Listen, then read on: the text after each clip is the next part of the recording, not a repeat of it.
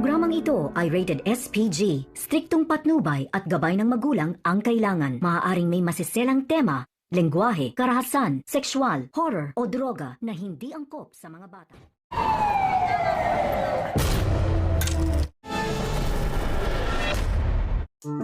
Buo na ang desisyon ni Tanggol na lumabas na para ipaglaban ang kanyang karapatan at bawiin na sa mga gerero ang ninakaw nila na posisyon na dapat ay kay Tanggol.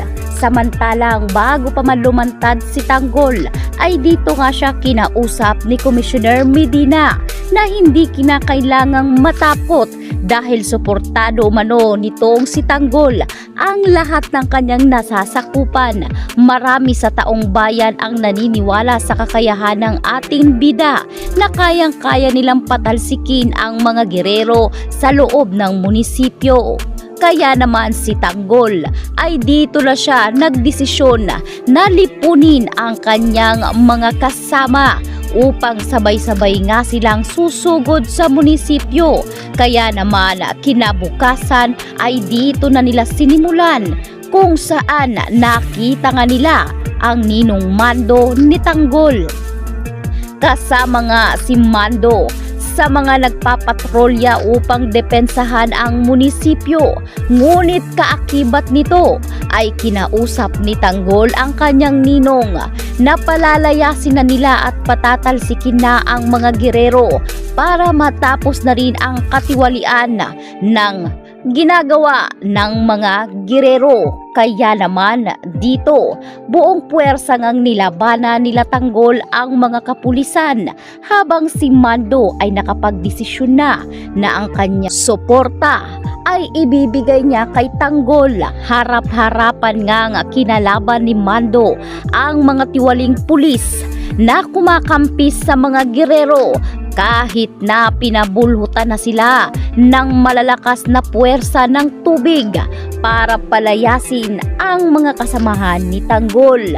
Hindi sila natinag. Talaga namang pinursige nila na makapasok sa munisipyo at tuluyan ngang napagtagumpayan ni Tanggol ang kanilang balak. Isa-isa ngang pinatumba nila Tanggol ang mga tauhan ng mga gerero hanggang nagpang-abot na sila Miguelito, Roberto, Rigor, Ramon Tanggol, Jackie at Marites. Kaya dito na nila pinaglaban ang kanya-kanya nilang karapatan. Dito nga ngayon nasa kote si Tanggol. Mag-isa kasi itong sumugod. Hindi niya napansin na magkasama si Roberto at Miguelito.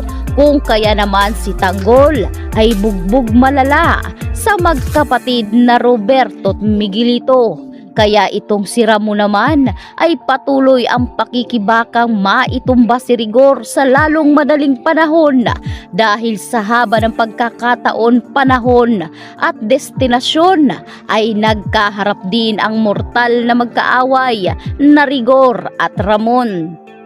Dito nga ginawa ni Ramon ang lahat para matapos na ang kasamaan nitong si Rigor. Sa huli ay naitumba nga ni Ramon si Rigor di magiba.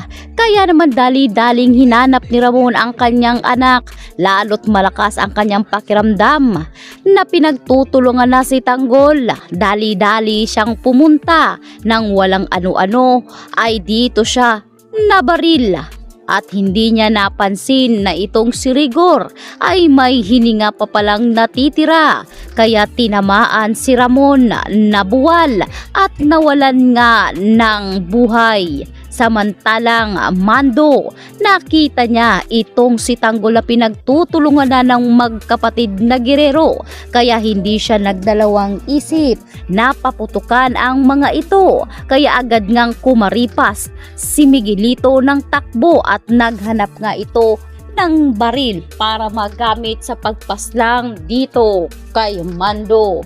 Sa kasamaang palad ay talagang tinablan si Mando.